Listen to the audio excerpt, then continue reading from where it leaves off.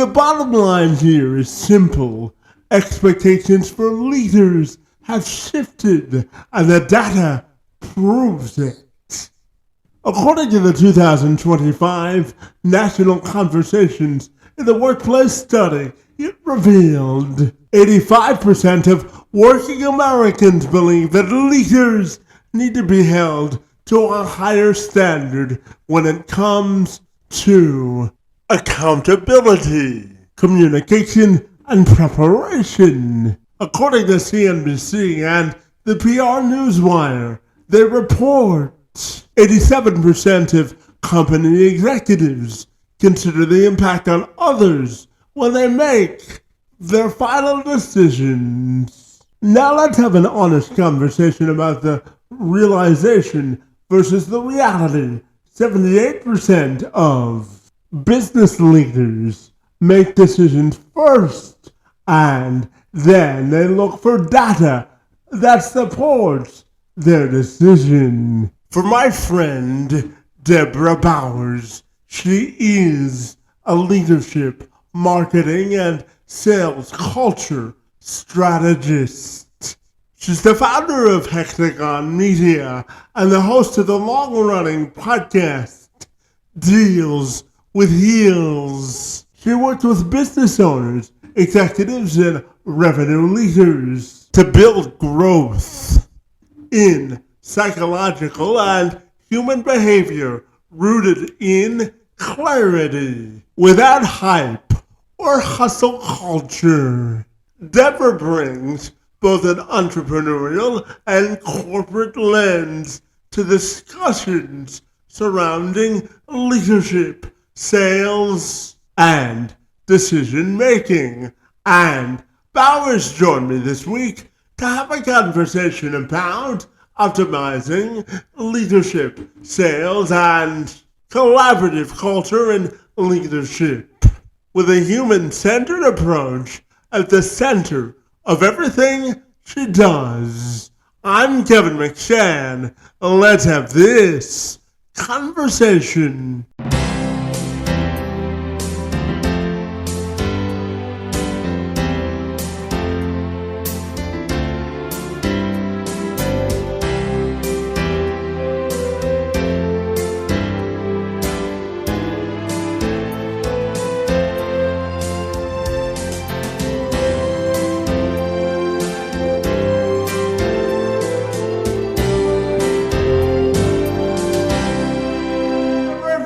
I'll take a moment to welcome you to the program, and I'm super excited to talk to you about sales, leadership, and culture, my friend. Great to see you, and happy Thursday to you.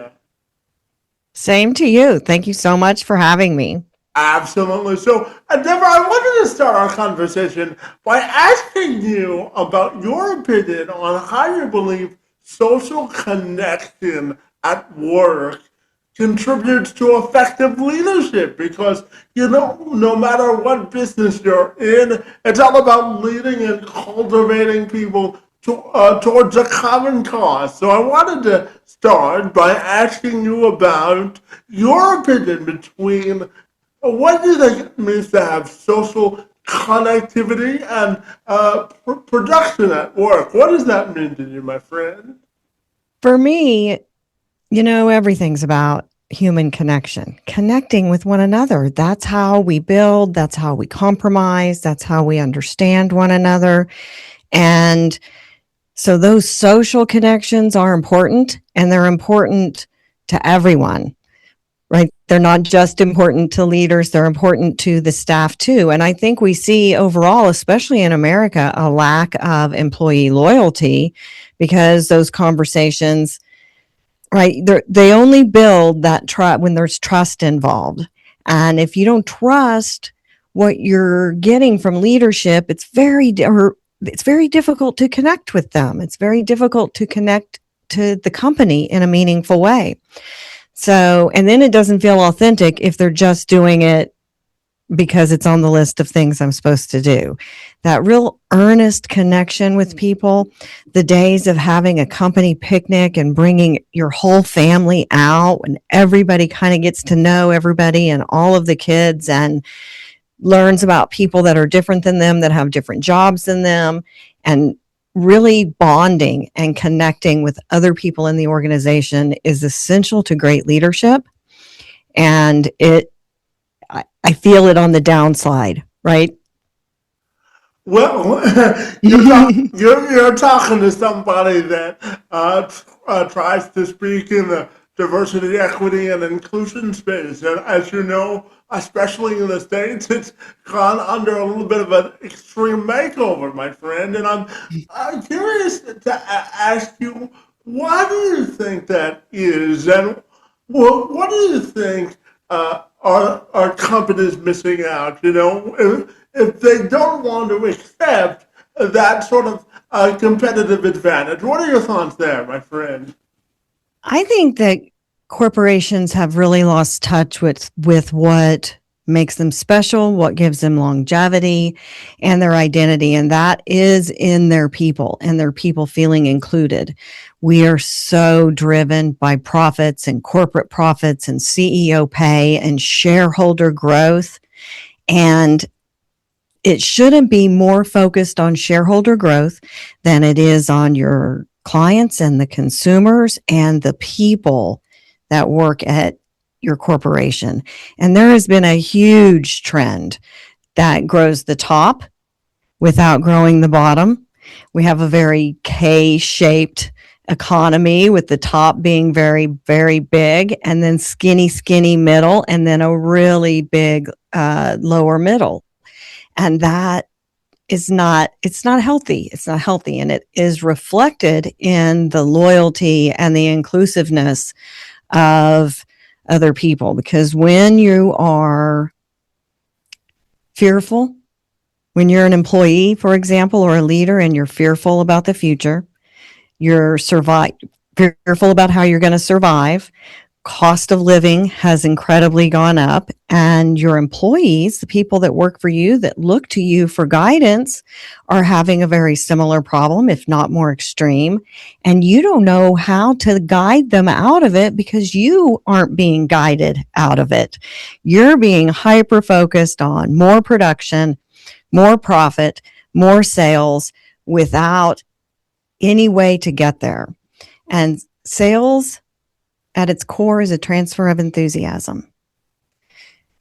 Your people in your company are the only people that can transfer that enthusiasm. We can do it through media to a certain extent and build demand. And if we don't do that part and you don't build demand and you don't focus on the things that make you special, and you can't if your employees don't feel that themselves. If you haven't, you have to transfer that enthusiasm to them first. And there is a huge lack of that, and a lack of including everyone in the sales culture and understanding how each person connects with the business in a positive way. So if you don't build that demand and you come in enthusiastically to sell something to somebody or even talk to them about your ideas, it feels like pressure. It isn't pleasant. It feels like why are they so intense? Because you are enthusiastic about it. So I think it comes from the top down, and it comes with the very, if leaders don't feel fulfilled, they can't transfer that message to their people. So that huge growth at the very, very top it's not sustainable, in my opinion, because you breed no loyalty at all from your employees that way. And if employees don't feel valued and don't feel fulfilled, they start looking for people to blame. And when society's messages are all about, instead of, let's discuss the problem and how it affects both of us and see if we can come to a meaningful solution because we both have different ideas and different viewpoints, instead it's, oh, it's these people's fault. It's a very blame. It's like a childhood playground argument. I'm right, you're wrong. I'm right, you're wrong, with no conversation in between. And so that becomes a very accepted way of thinking about one's own lack of fulfillment. Yeah, absolutely. And I know for you, a big part of what you do is centered around psychological safety and clarity and the psychology of human behavior. And I'm wondering, from your perspective, how do you think human behavior has changed in both leadership and sales, and how do you think it translates into the workplace culture today? What are your thoughts there, my friend? I will tell you what, Kevin, when I sit down and talk to a business about sales culture, I got to dig pretty deep to find any sales culture at all. Everyone is so worried about not selling. And to be honest, if you don't sell your products and services, you're going to go out of business. We're all here to sell and to communicate and to connect. But it is buried so deep because of media being filled with people that sell, sell, sell. This is the best phone you've ever had. Click the link. And it's so driven towards all of that that no one wants to be that. No one wants to be. So instead, they don't sell at all. I've been in sales training meetings where I was doing training for a trades company, an HVAC company. And, a big thing for them is converting repair calls to new installs. That's the number one way to get a qualified lead in that industry is you needed a repair and your system's really old. Why don't we talk about you getting a new one? And I had their main repair guy sitting at the back of the room with shades on. I was thinking, yeah, I've sat at the back with shades on before. I'm not going to judge him for that. But he said the words to me, sales isn't a part of my job. And it's not a part of the job in the sense of you are required to close these sales. Everybody thinks of sales as just that one little part, the person that closes the deal, that asks for the business. But they don't think about the demand building. How do you build demand for new sales? And so this guy was completely disconnected from it. And the only way to really get him, having that theoretical conversation with him about how important it is, was getting nowhere. I finally had to say the words. Yes, it's an important part of your job. This part of it, you build demand. You're the best referral source your company has for new business, new installs. And it's so important that your boss, Scott, is paying me to come and teach you how to do it better.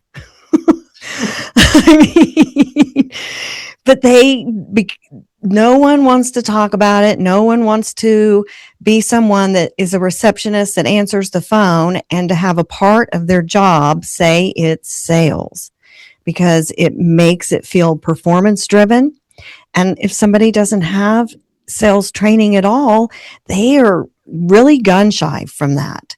So having sales culture forces you to work together, right? Different people are building demand before the salesperson ever sits down to that call. Your marketing is building demand. The people that communicate on a service level are building demand for you as a great company and for the new services that you have.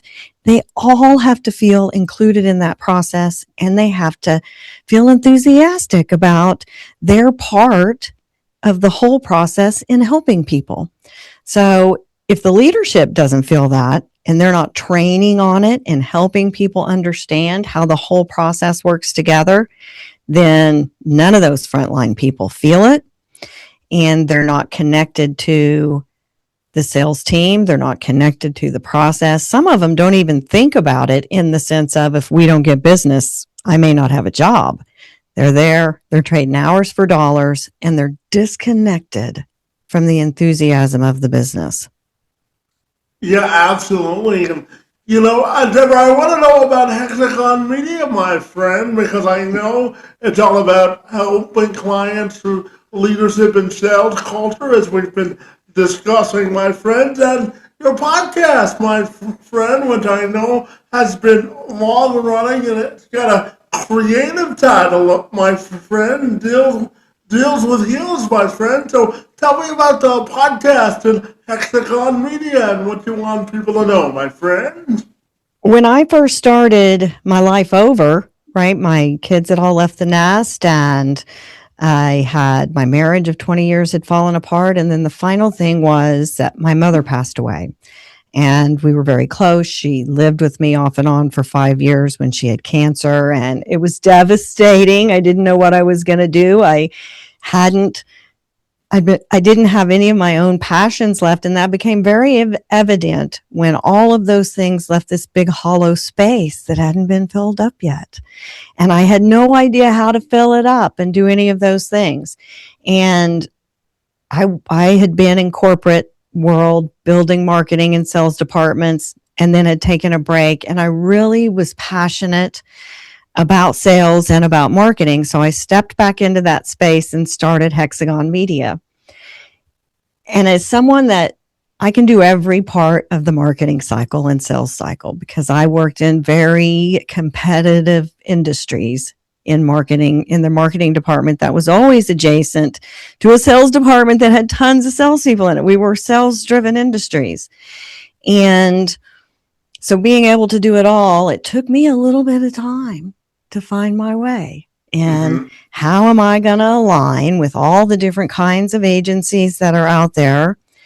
And I had my agency about 1.5 years, and I started my podcast, Deals with Heels. And I didn't know what I didn't know. That's so true for a lot of things that we start. But as a marketing person, it's kind of funny and embarrassing that I didn't consider it from a marketing or a business perspective. A good friend of mine, who I hadn't known very long at that point in time, and I had been through a similar healing journey and had found our voice, and we wanted to use it, and we wanted to empower other women to find their voice, and we had this very passionate goal. And as you know, it doesn't take very long for you to realize, man, it'd sure be nice to have a way to benefit from this being so much work. And then after season 2, as I started learning about marketing podcasts, how to market it, how to develop the show long term, how, all of the good things. And at the end of season 2, Christina had to back out. And a lot of podcasts would fail right there, or even before then. We had 49 episodes at that point, and it was devastating for her to not be able to move forward with me. And I've learned so much since that day. I ended up bringing it all in-house. We were in a full-service studio. And so now I do it beginning to end, 100% myself. I just published episode 104 this week. Yay! So there's been a big evolution. It's like my podcast and my business grew with me as I found my way and my passion again. And so now my brand is very clear. Hexagon Media is where my strategy lives. I don't make content. I don't make websites. I focus on the buyer. A lot of really great branding agencies get a business to look inward and find out all of the things about their business that make them unique and set them apart from other people that offer similar services. I look at the buyer. I'm very buyer behavior focused, sales psychology focused. Who are your potential buyers? What categories are they in? What do they get excited about? What makes them hesitate before they buy? What's their buying personalities mostly in that category? And then how can we reach them and best communicate with them to build demand so that when you sit down to have the sales conversation, they know a lot about you and they've built a level of trust that you don't get from just branding. So my real strategy lives there. I do full marketing plans and strategy. I do quarterly content plans based on the sales cycle. And I do like marketing audits and reset. I also do sales coaching, expert brand authority coaching, which is guest development, and show development on the podcast side. So all kind of in there, but a very sales oriented business in the sense. My work really lives at the center of marketing strategy, buyer behavior, and the sales cycle. Well, I'll tell you, Debra, no one will ever accuse you of not being ambitious, okay? Well, when you start over in your 50s and you have nothing, right? And you don't know where you're going to go, and you spent a lot of time taking care of a lot of other people and kind of in survival mode, then I realized pretty early in that journey of finding myself, I have a lot left to do. I have a lot left to give. And I can't do it if I feel like this. And so my journey made me, one, improve my vessel, my body that holds my soul. It has to be able to hold those blessings. We see people all the time that get their blessings before they're able to hold them. And they react poorly. They gamble, they drink, they do drugs, they make bad decisions. So for me, I needed to be able to hold my blessing. My blessing's going to require me to be able to work pretty hard to build starting over in my 50s. I need to be able to physically do it.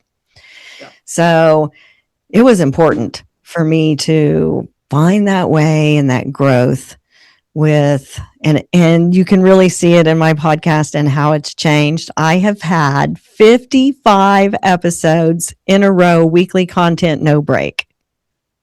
Well, I will tell you that's impressive. So I myself started this podcast over 6 years ago now, and I'm up over 1,100 episodes. So I know.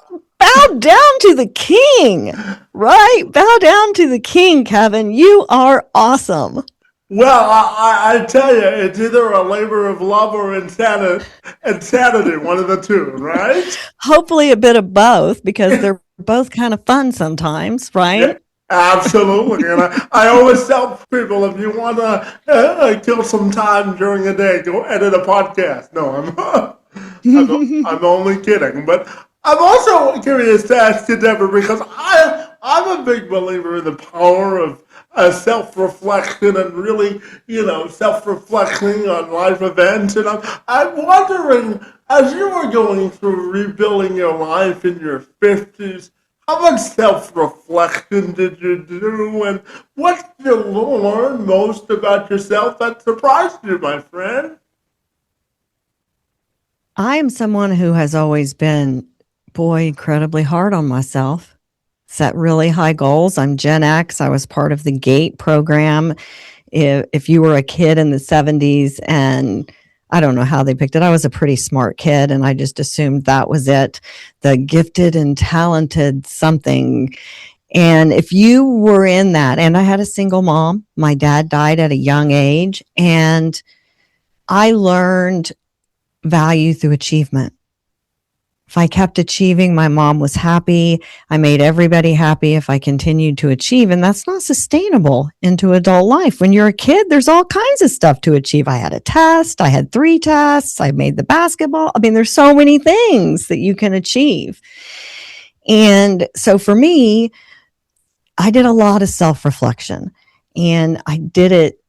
It was reframing it in a way that was beneficial and that wasn't hard on myself, that wasn't critical of myself. So being able to take a look at what's happening in your life and look at it from the lens of, why do I feel this way? Why am I giving that part of my power away? Something that happened during that time that really helped me and that I still reflect back on. I was listening to a lecture from Sadhguru. And he's a Hindu spiritual guru, but he was talking about, someone had asked him a question, a young person at one of his giant conferences that he does, had asked him a question about, how do you deal with all this yuckiness and these inappropriate questions and all the craziness that happens around you? And he said, because it's not about them. It's about me. This is my way. No matter what kind of chaos is happening around me, this is my way. This is me. And we really only have control over one thing, and that's our thoughts. People can make us do something physically. They can make us behave a specific way. They can manipulate us in a lot of ways. But our thoughts control our emotions. We're completely in control of that. And when we allow other person's opinions and actions to affect us emotionally, then we've given our only power away, the only power we really have. We just handed it to a person that doesn't even want it or know that we've given it to them. Yeah. So for me, when introspection became incredibly valuable is when I could have that feeling and stop myself and say, Debra, why are you feeling this way? Mm-hmm. You like Kevin. He's your friend. Why are you having this emotion? Yeah. Or whatever it may be. Because oftentimes the thing that triggered it is from someone that I might be thinking, why are they saying that? I thought we were friends. Right? So I reverse that lens inward. Why do I have this feeling? Because it's not because of them. It's generated from something inside me. And as soon as I was able to turn that around and try to understand why I was generating that emotion with my own thoughts, then I could make big changes and big steps in emotional regulation. As soon as you don't get pissed off about what somebody typed online, and what somebody does as a coworker or a colleague, or feel defensive about a similar business doing things in a similar way as you, as soon as you can step away from the emotion of it mm-hmm. and understand why you're having it, then you can process and step away from it. Now I can make clear decisions. Clear decisions. So when we give that power away, we're not in control. We're upset, we're emotional, our body's in kind of a fight or flight mode. It sends all the blood flow to our legs and our arms because we're about to have to run or fight. We're super emotional. And because of that, it takes that blood flow from our brain, my friend. Mm-hmm. And so we're actually dumber than we are. Right. So I am much more likely to justify, oh, I was upset. I made a bad decision when I was upset.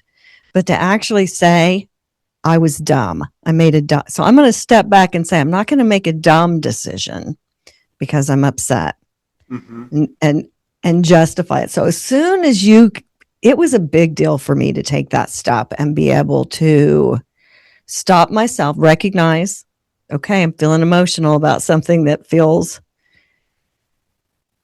outside of me, right? Mm-hmm. I'm feeling emotional about whatever it is. The guy that cut me off in traffic, the person on the internet, whatever it is, as soon as I could take that step back and analyze it internally about why I'm generating it, boy, big changes. Well, as you were speaking, I kept referring back to that Seinfeld episode of Serenity Now, right? No. Yes.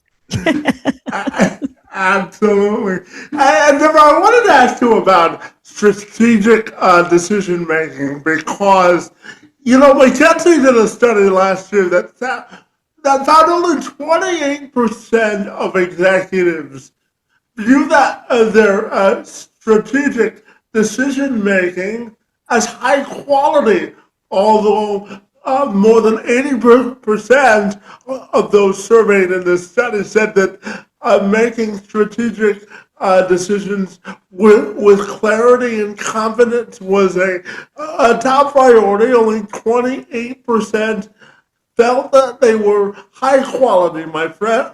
So I'm wondering your thoughts on those findings and what we should make of them, my friend. I think it's a dual-edged sword with that statistic, right? 80% of the people knowing it's important, recognizing it's important is pretty good. Because there's a lot of times I'm looking out in the world thinking these people don't get it. They don't understand how important it is. Now, practicing that on ourselves and understanding and implementing it is the next step. And that comes from training. It comes from that emotional resilience. So I'm not being defensive and I'm willing to listen and understand how decisions are made. And I think it comes from a lack of trust in the decisions and the lack of inclusion in the decision making. So they think it's important. It's important that everybody knows about it, but essentially they're saying that shit's not happening here.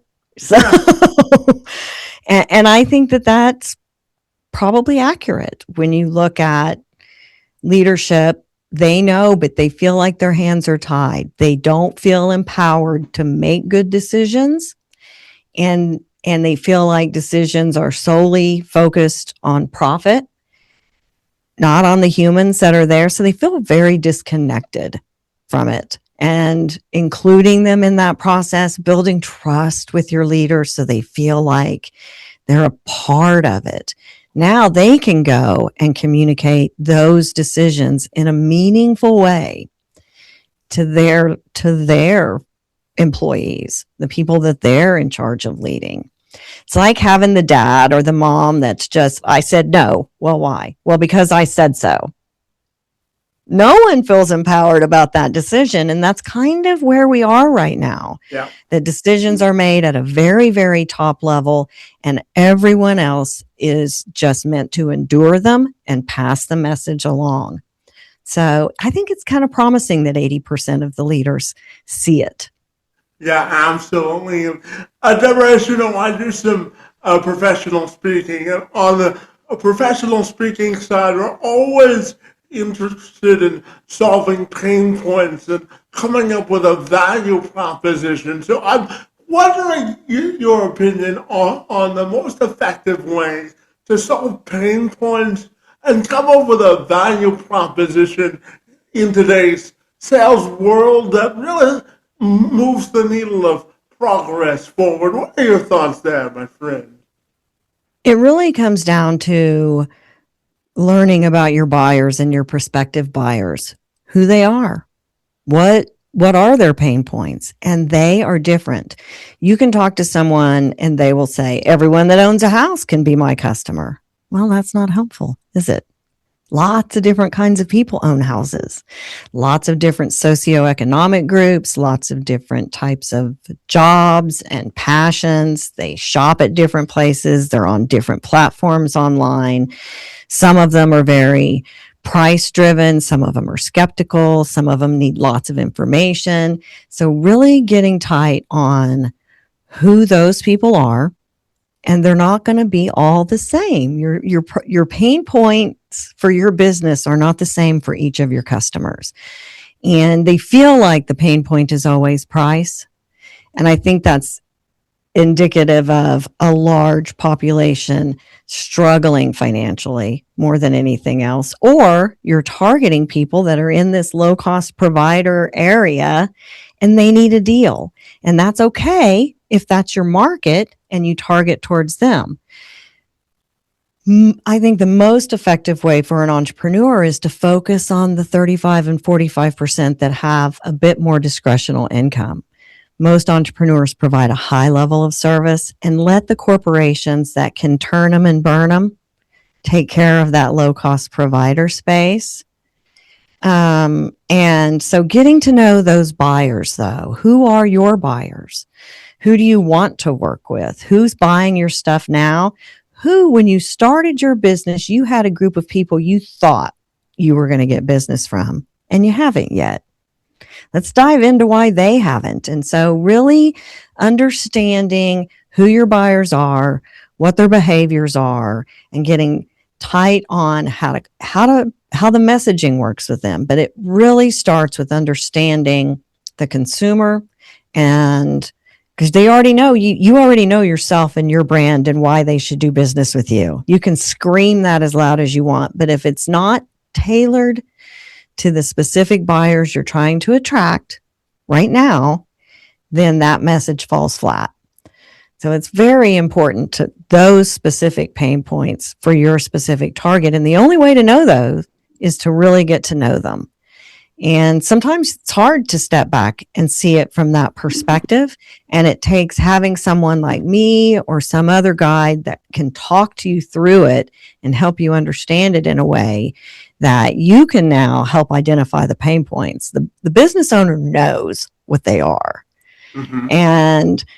But they don't know how to communicate it and get them all out. And so really sitting down and talking about all of those categories and your target prospects can help you figure out what they are, and then build consistent messaging that builds trust, informs, educates, explains, and cures that pain point for them.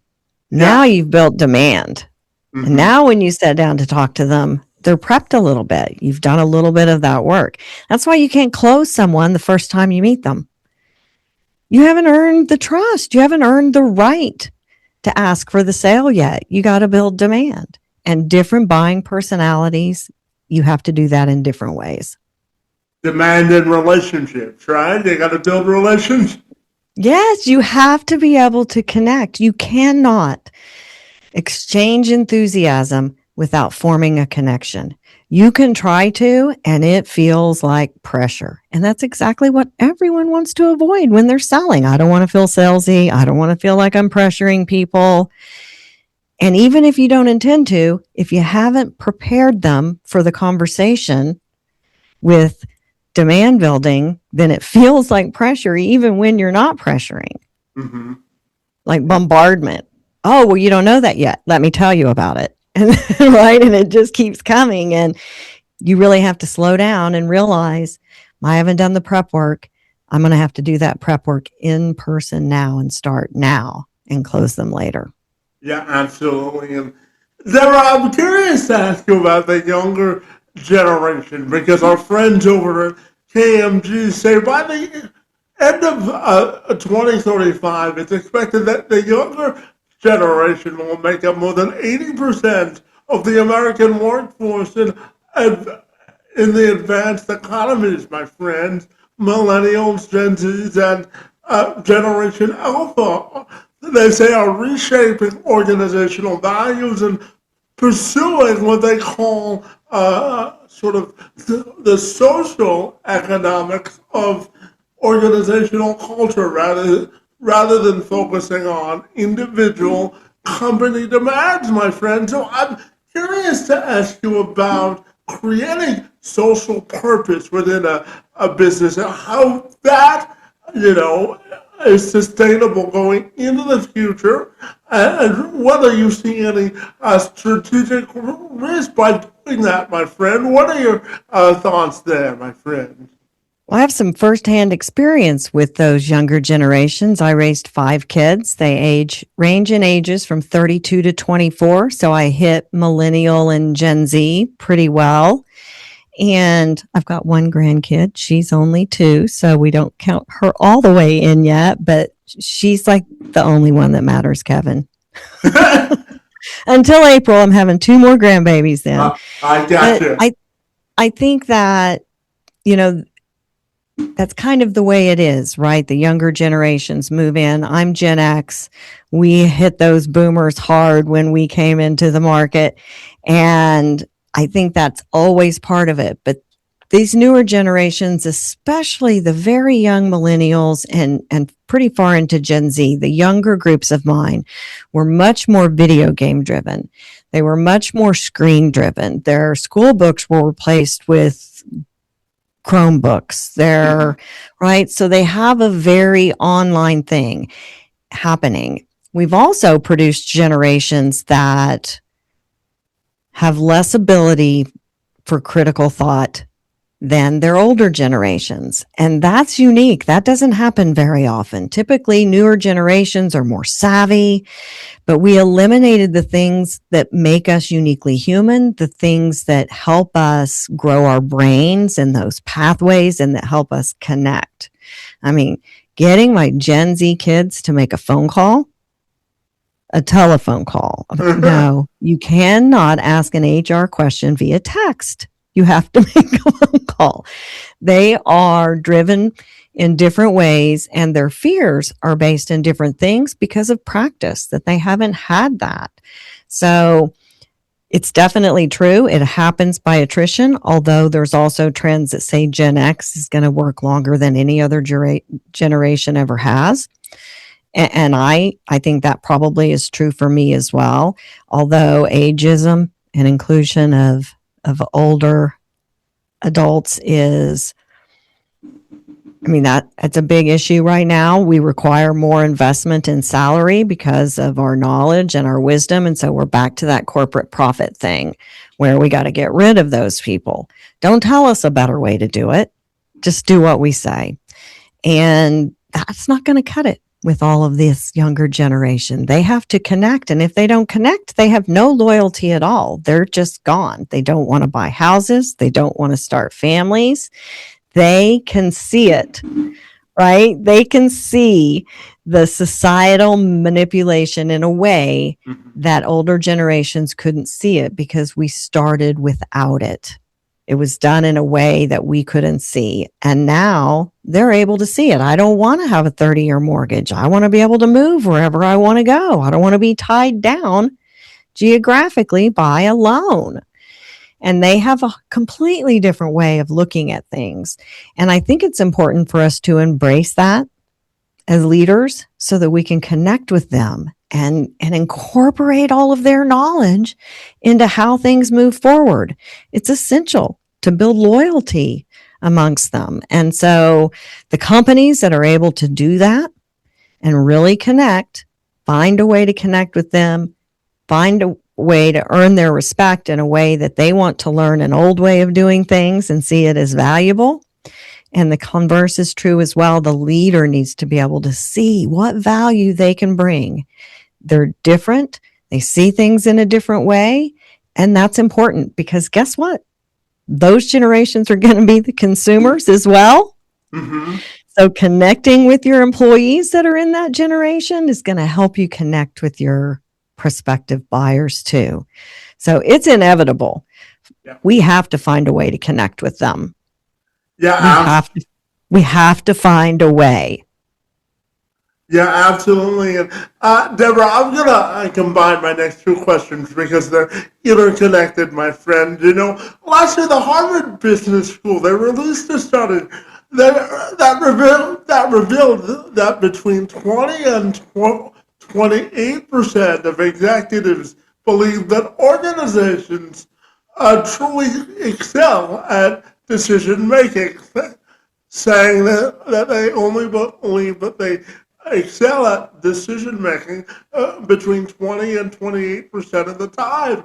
And our friends over at Northwestern University also last year released a study that said 83% of organizations agree that leadership development is a critical component to advancing their organization forward at every level, but just over 5% have fully implemented programs that promote leadership development, my friend. So what are those statistics tell you about the state of American workplace culture, my friend? What are your thoughts there? Well, I like to reverse the first stat because it shows the negative. It shows the people that don't think we're doing very well, that don't see it, that they do. 20 to 28% think they're doing a good job with their leadership and their decisions. So almost 80% can see the break. And so I like to see it from that perspective because it's the possibilities, right? They're already seeing it. And I think that when you ask business owners and corporate leaders about leadership, yes, our leaders, we need to be taking care of them. They need to understand our philosophy. They can see that on a conceptual level. I think the misfire is they don't invest in it. They don't invest company time in it.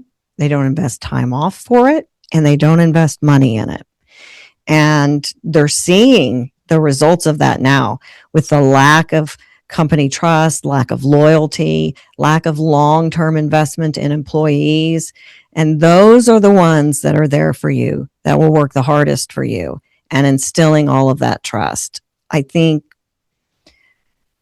we've kind of taken hopefully we're at the skew end of that and the low end that only 5% are investing in leadership development.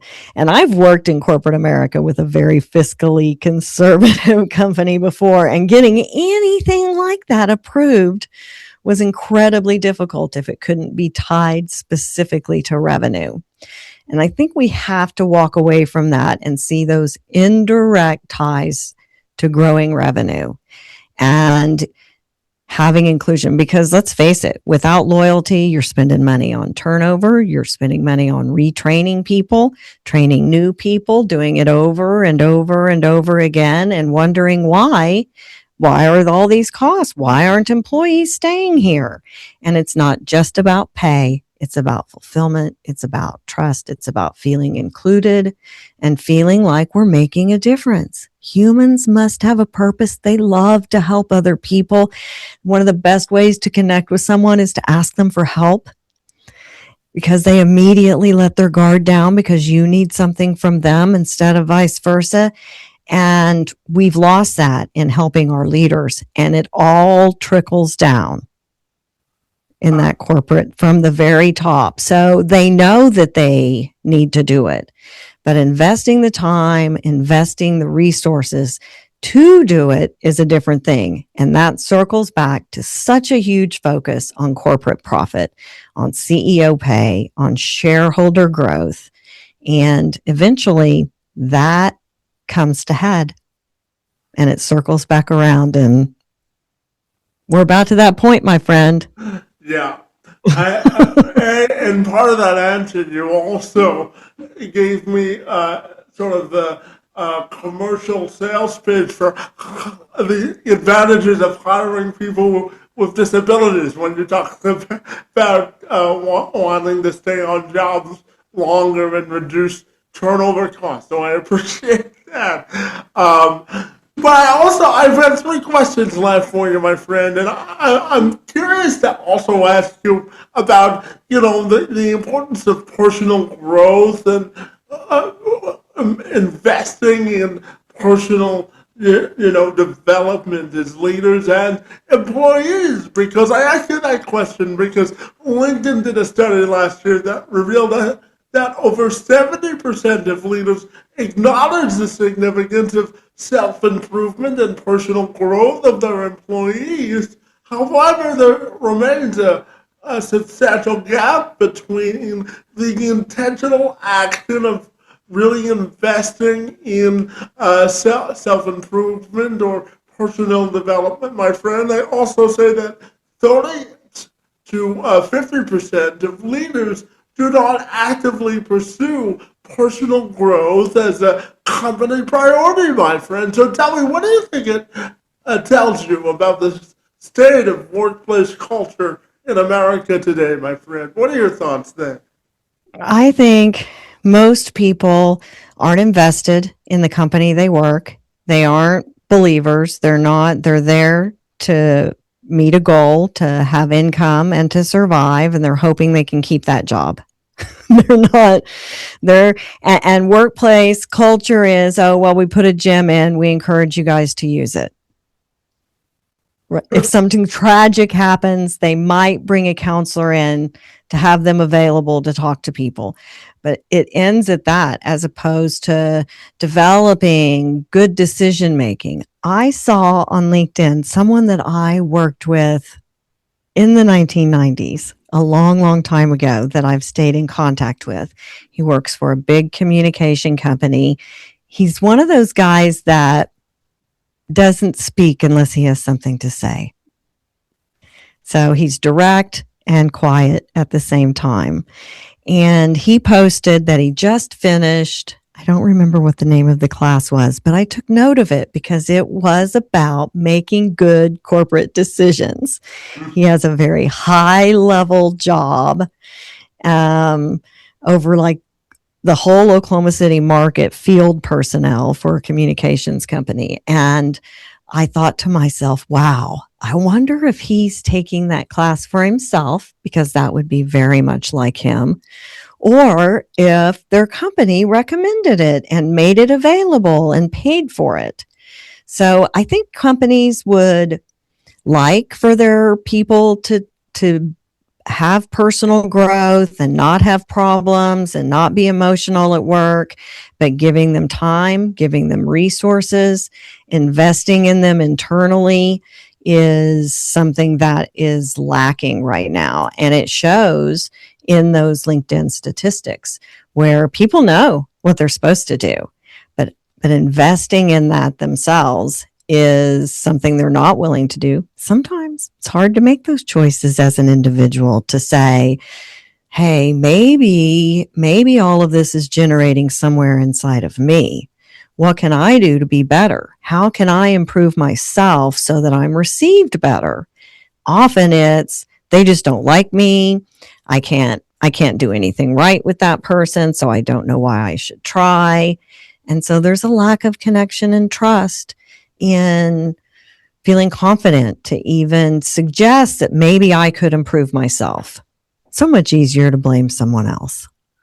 Yeah, and Deborah, before I close it out, I had one final question for you in terms of, I'm also curious to ask you about the affordability of life, and I want to preface the question by asking you about your belief on the responsibilities that leaders have, or organizational leaders or executives have to really meet people where they are when it comes to affordability, because everything in life is going up except for wages, my friend. And, if people can't afford life, it has a negative connotation on workplace culture. So I'm wondering your thoughts on the connection between executives' affordability and the people that they're in charge of leading, and whether you think there's a connection between that concept, my friend.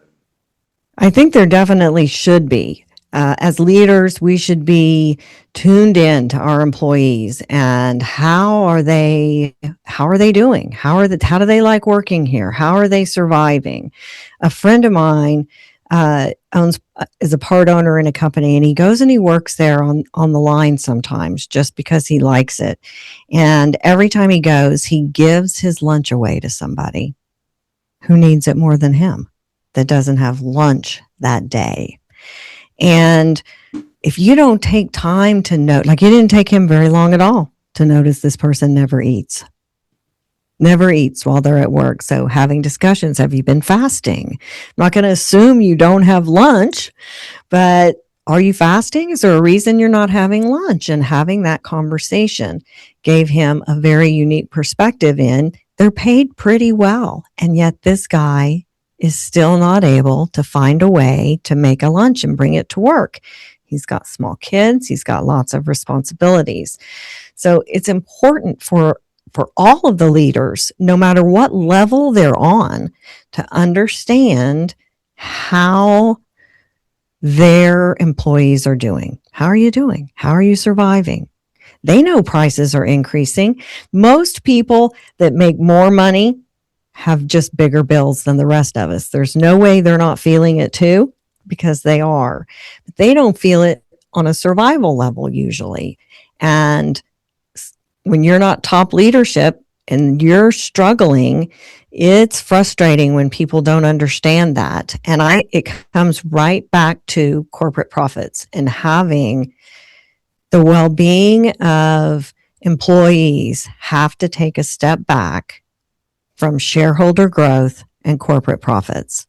They don't see there is a direct correlation, Mm-hmm. You can look at all kinds of different companies and they grew because they did it a different way. Look at Chick-fil-A.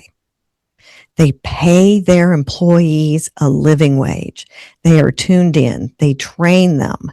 They let their franchisees invest for a small amount of money and they retain ownership so they have control over how their employees are treated.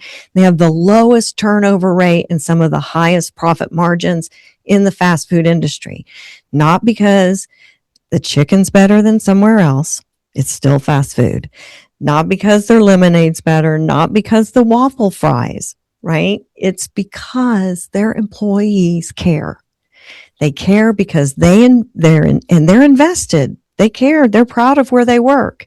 That comes with being able to have your survival, that bottom level of the pyramid, your survival has to be taken care of. And if you don't have a lower wage, the upper parts of the pyramid don't exist.